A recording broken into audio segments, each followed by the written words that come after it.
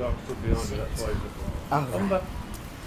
Paula Coomber, Seaside Radio, here today with Fred Blackwell. Yeah, they're not guide dogs. They're dogs for people with disabilities, and it's Canine Partners. We get the dogs at 7 to 8 weeks old, and we keep them until they're about 15 months. And we do training with them all the time. Then at 15 months, they go down to the National Training Centre at Hayshot in Sussex, where they get a further 4 months intensive training. And at the end of that, they get partnered up with a person with disabilities and get a further 2 weeks training. So they train the person to handle the dog. Of course, so it's very much fitting it to the person and their needs. Very much so. If you go onto the website, caninepartners.org.uk, and on there you'll find some little videos and that of people working with their dogs. Right. Really interesting. Yeah, and if anybody wants to get involved in this, can they actually get through the website? Yes, they can, through the website, and then contact the head office who will put them in the right direction. Right. Depending on what they want to do. But yeah. When they go, is it very hard for you? It is, because you do get attached to them, of course. Yeah. But usually there's another little puppy just around the corner and you start all over again. So it's virtually straight one from the when next. Our last puppy went, Nutmeg, we got him 2 days later. Right. So it takes the sting out of it. Yeah. So you'd thoroughly recommend doing this anyway? Oh yeah.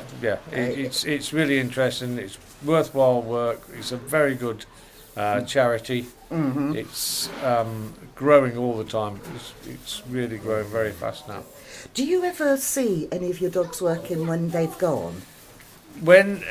Every 3 to 4 months they have a partnership day, and all the puppy parents that have a dog, somebody that's been partnered up in that 3 or 4 months, go to this partnership day, and all the puppy parents go down, all the trainers, and it's like a big celebration day. That sounds fascinating. So you get to meet them all again, and you get to meet the people that have got the dog.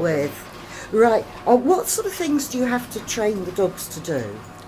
Well, we start with the basic disciplines: sit, stay, toilet training. Then we have to teach them to walk through a door behind you, because you don't want them running in front of somebody with a wheelchair. So they have to learn to sort of go through the door after you do. Toileting, they have to toilet before you take them out, and they have to have a set area in the garden where they toilet. Right. So they toilet on command. Yeah. Because somebody in a wheelchair can't clean up. And then, other than that, it's basic things like touching your hand,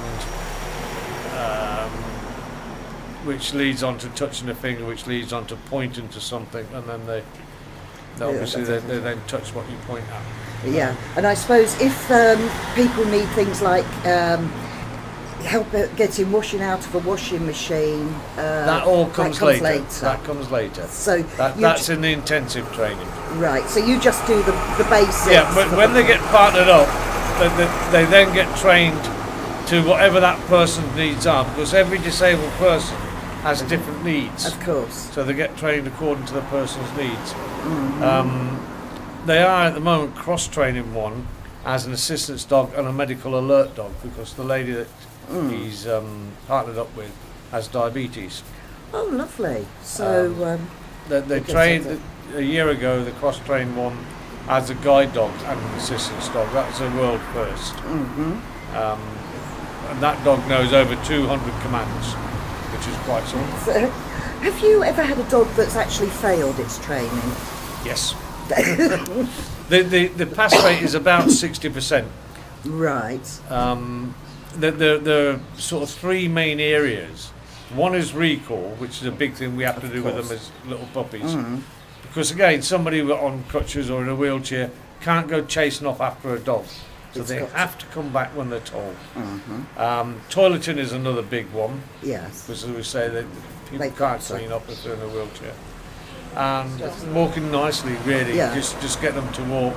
And not being distracted by... Yeah, that's right. They've got to sort of pay attention to what they're doing when they're out and about. Of course. Oh, well, it's absolutely fascinating. So anybody that wants to get involved with this, go onto your website, caninepartners.org.uk.